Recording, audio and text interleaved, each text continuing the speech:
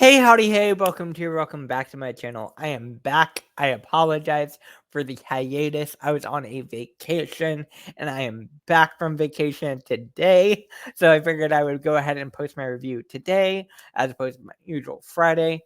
I was going to try to post it yesterday, but the Wi-Fi at the location spot is not super consistent. So because of that, I decided to just take a vacation instead of take a vacation. And I'm back. I'm going to go ahead and post today's review. This is the episode 6 review for RuPaul's Drag Race All-Star Season 9. This was the Roast Challenge. So if that sounds good to you, make sure to hit that like button. Comment down below your thought about this episode. And hit that subscribe button. Become part of the Sandwich community. Ding! You can also follow me on my other social media platforms at Samature Hour on all platforms. Again, like I like to say on the channel, we keep it cute, we keep it simple, and we keep it moving. Do not send hate to any of the queens mentioned in this video, because that's not what these are meant for. These are meant for us to have a fun time over here on this side of the interwebs, talk about all things Drag Race, and have cute little kiki. So, like, share, comment, subscribe. You can also follow me on my other social media platforms at Sandwicher Hour on all platforms. And like I do include for all of my Drag Race All Stars 9 reviews, I will be including the links to each of the Queen's charities down below. So if you do feel like donating to one of those charities, you can. As well as the link to the ACLU Drag Defense Fund. Again, the whole point of the season is charity, so I'm trying to keep pushing that message. So, episode starts out Queen's coming back in the workroom after Roxy blocked Mick. So again, I didn't talk about this past week's episode with the whole Roxy like hiding her face and then going behind them with the clippers and then not to say that she didn't know where Angie was, but she blocked and stopped in front of Angie and then realized it was Angie and then moved from Angie. That was some chaotic drama. And I'm like, I don't know if I buy that. But long story short, we are starting out. The Queen is coming back in after Roxy had just blocked Mick again, blocked or snipped or whatever you want to call it. Cut them off. So Roxy's like feeling emotional about the whole cutting people off thing, which again, I get it. It's an emotional thing, but no one's going home. No one's going home on this entire season. So it did feel to me, a little bit of an extreme reaction. Again, I wasn't there, but I'm like, this is a lot. This is a lot of emotion. And I'm like, maybe she's trying to protect herself. I don't know. Maybe I'm reading too much into that. But also, I'm like, that's a lot of emotion. I'm just saying. And Mick was like, I don't know if I buy the whole like behind the thing with seeing Angie. Like, that felt a little weird. But also, I need to side note, separate from the review, I've missed quite a few runways. So I'm gonna do a runway catch-up video some point this week where I go over all the runways. I think all the runways, or at least all the main categories. Because I need to talk about this outfit that Mick is wearing right now. This one, so good. And also the one that Mick wore for the Tale of Two Titties. That one, we'll get to that. But I need to talk about it because Mick's fashions this season are crazy. They're so good. Anyways, Angie's talking to Roxy about how she would have felt had she gotten blocked. Ultimately, that would have been a lot because Angie would have been blocked 3 times in 5 episodes, which is wild. Part of me wanted to see that just for the drama of it all. Like, I would love to see like the reactions of everyone and like the chaos that would ensue had Roxy actually blocked Angie for the 3rd time. But ultimately, like, that's not what happened. I don't know if I buy Roxy's story of the whole like, oh, I didn't know where Angie was. Like, I don't really buy it. But hey, that's what her story, and she's sticking to it. New day in the workroom. Chanel still doesn't have a badge. They are playing in Chanel's face, y'all. This is episode 6, and Chanel still has 0 badges. Everyone else around her has badges. And I'm just like, they're trying to push Chanel off the edge to where Chanel will go off. And I don't know if that Chanel's gonna come out anymore. I don't know. Part of me wants to see it. Part of me's like, why doesn't one of the girls just cut off Chanel for the ultimate chaotic reaction? I would love to watch it, but hey, that hasn't happened yet. RuPaul comes in, introduces the mini challenge. They're going to do a straw poll sort of style thing where each of the queens have to nominate someone for a different category. Who is the most likely to, most delusional, most whatever the case may be. It's a fun mini challenge. Again, this is something that they've done in previous seasons, just with like different titles and different formats, I guess, although it's really all the same format.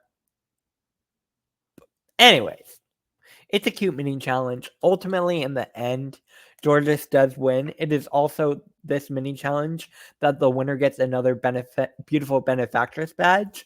So Georges ultimately gets another badge from this, which is kind of gaggy. Part of me wishes Chanel had gone it just so Chanel can have a badge. I still think it's funny that even in this, Chanel's in last place. Did y'all notice that? Chanel's with 7 points. Everyone else has more than her. Like, what is going on? What is going on? Now, now we find out it's going to be a roast. And Georges gets to assign the show order because she won mini challenge. So, a lot of power to Georges. When it comes to picking places, it seems like Georges kind of just picks who she wants to open it and then close it, and then everyone else kind of picks out what place they want. So she decides to have Chanel open the show because she's like, Chanel, you host, you'll be good at this, sure. And then she chooses to put Nina at the end, and Nina's not happy about this. And Georges is like, I see Nina as a fierce comedic competition. Sure. So putting her in a position that she's not the most comfortable with is smart. This is smart on Georges. This is smart. So hey, I thought this was funny. It was a lot. You can tell Nina's not thrilled. She's not thrilled, but she'll stay positive.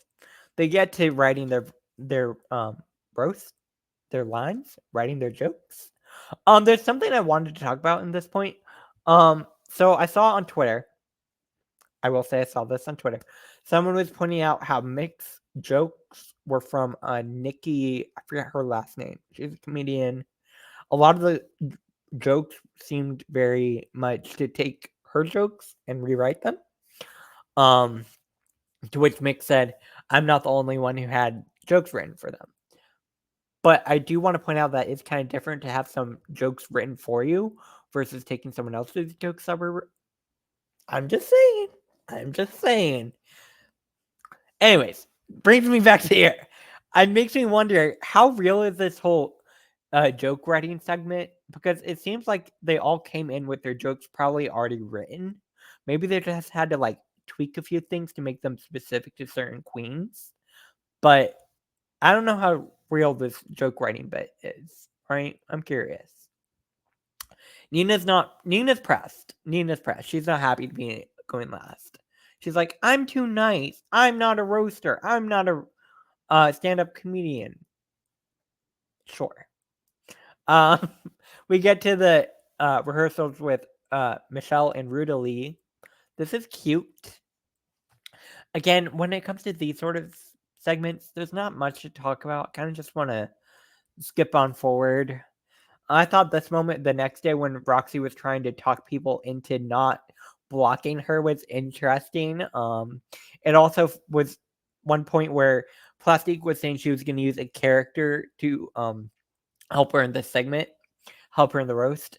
And Roxy's like, well, when I did Tasha Salad, it didn't go well. This is season 5 Roxy. I see it. But I also love it. I love it. I thought this was funny.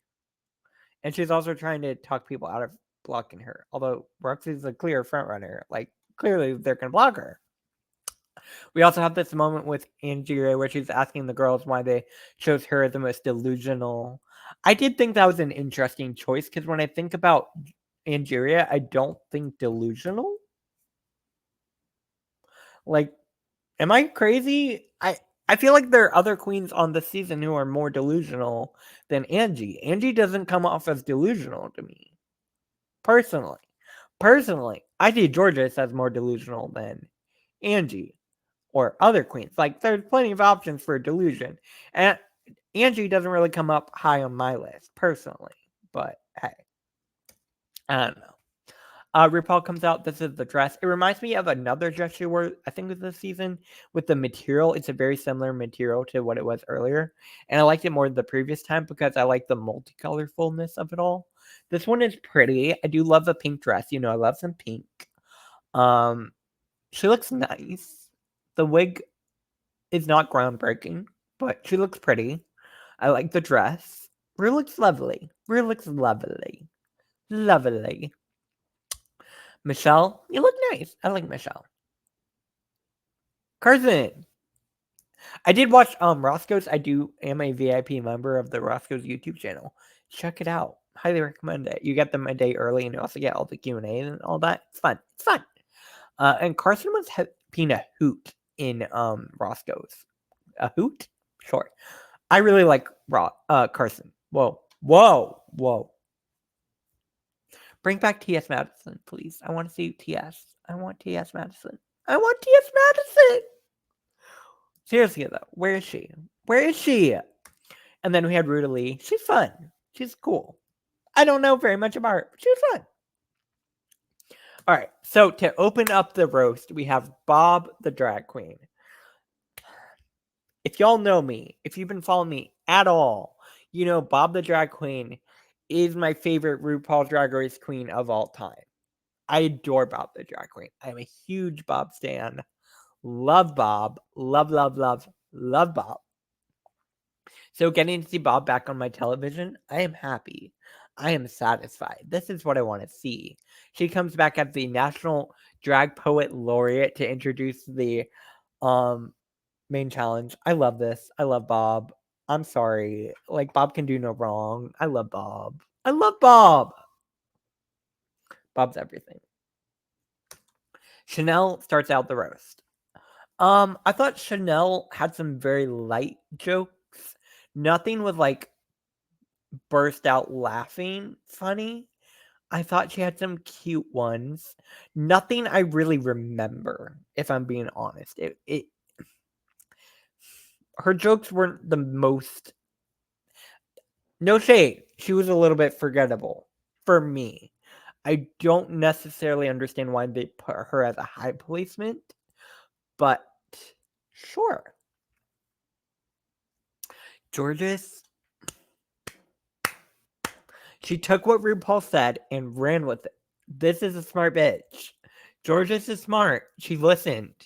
And she did what RuPaul told her to. The Butch character was funny. I thought Georges did great. I really, really love Georges. And I also feel like had Georges been in the top, we would have had a full circle moment and a full storyline if you compare her season 14 story arc to now, to going home on a roast challenge, to being in the top. Like, that would have been gaggy. I think Georges should have been top 2. Just for storyline alone, I would have loved it. And I also thought Georges was funny. Maybe I'm holding her to a different standard because I don't necessarily think of Georges as the funniest queen. But I thought Georges did very well. I thought Georges had a lot of funny jokes. I thought she was honestly one of my favorites of the night. I think Georges could have been in the top 2. Great job, Georges. Plastique Tiara. This was good. This was really good. Plastique was another one. I was not expecting this. When I think of Plastique, I don't necessarily think comedy queen. But she was funny. The whole like, oh, I'm meant to go to a different convention. I'm here. And then she made some really funny jokes. I thought it was great. I thought she had a really great set. I want to know who wrote her jokes. No shade. I want to know who wrote her jokes. I want to know. Not to say she can't write her own jokes, but like, you know, Roxy Andrews. I liked it. I definitely think Roxy had one of the weaker sets. I don't think Roxy was super confident going into this challenge. Also, did y'all notice the scar tattoo that she has on her arm? I'm surprised they didn't have her blur it out. It's Scar. That's crazy. But yeah, I thought Roxy was alright. I thought she was funny. There was one joke she made that was really funny. Oh god, what was it? This is sad that I don't remember it. Oh, the wig reveal one. That was funny. That was cute. Again, playing off the whole RuPaul doesn't remember anyone's name. That was funny. It's cute. It's cute. I thought Roxy was safe. Vanjie, I was surprised by Vanjie. I liked Vanjie's set. The joke about Georges was hilarious. Hilarious. I thought Vanjie was towards the top for me, which is not what I was expecting, because when I think of not that I think Vanjie being Vanjie is funny. Sometimes I feel like when it comes to Vanjie trying to put it into a... No, I'm just going to say it was funny. It's funny. Vanjie was funny. I like Vanjie. Vanjie, I thought, did very well. Angie, I really enjoyed. Her charisma was on point during this. Her jokes were like banger, banger, banger, banger, banger, banger. Fabulous. Fabulous. Fabulous. I thought Angie did very, very, very, very well. I was very proud of Angie. Really funny, really well done, really well timed. Every joke hit for me. I thought Angie did a fabulous job. Fabulous. So I love that. Mick. I was expecting more from Mick. I mean, season 13, Mick was very, very funny. I thought Mick was funny, but I wasn't like bursting out laughing, you know? I don't know. Not my favorite. And I was expecting a lot from Mick. Again, maybe I'm holding people to different standards. I will admit to that. But because Mick has been so funny, I hold her to a better standard, you know? Personally. Next up, to wrap it all up, we have Nina West in this fuck ass wig. I'm sorry, I hate this wig. I hate this wig. And the jokes were alright. Like, if you're gonna wrap it up, I want more. And again, I think this was smart placement for Georges to put her, because I don't think Nina was as funny as she needed to be, which I think made Nina look worse relatively to everyone else. So I thought this was a smart choice for Georges to put her where she put her. And the jokes were all right, but I felt like there were previous jokes that were funnier. And I was expecting more from Nina as well. I don't know. And I hate this wig. I hate this wig. I'm sorry. I hate it. I hate it. Up next, we have the runway, and the category is Atomic Blonde. I do not like this category. I'm sorry. Up. I like Chanel. I think she's pretty. The makeup is always 10s on 10s. The outfit, not my fave. I don't really like this category, personally. I don't know. It on my channel I do Fab or Drab. I'm gonna give this a drab, unfortunately. The makeup is stunning. The wig looks great. I just don't love the outfit. But I love Chanel. Yeah. So it's a drab for me, unfortunately. Georges. I'm gonna give Georges a fab. I thought she looks very pretty. I love the hair. I love some big hair. I do I like this shoot? I don't know. I don't know about the shoes. I feel like they don't really match. I mean, I guess they do because they have the pink. It's alright. It's a fab. It's a fab. She looks fab. I like the sparkler moment. Thought that was really cool. And the makeup looks great. The hair is everything. I'll give her a fab. It's a fab. Plastique Tiara. Baby. Plastique is on another level. Plastique is doing drag that no one else has done. I'm obsessed. The makeup is everything. The reveal and just the concept is gorgeous. Plastique is fab. Fab. Honestly, might be my favorite of the week. Like, Plastique looks amazing. Obsessed. Next up, we have Roxanne Andrews. I'm going to give it a drab. Her body looks amazing.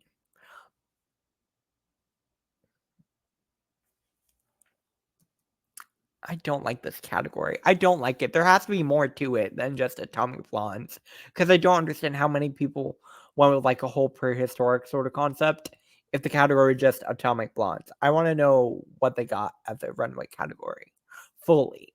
But it's a drab for me, unfortunately. I also kind of do hold Roxy to a higher standard as well, personally, because I know Roxy can do very well. And I want more. Vanjie.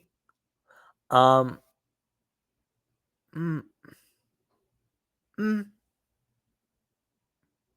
I really don't know what to say about this look.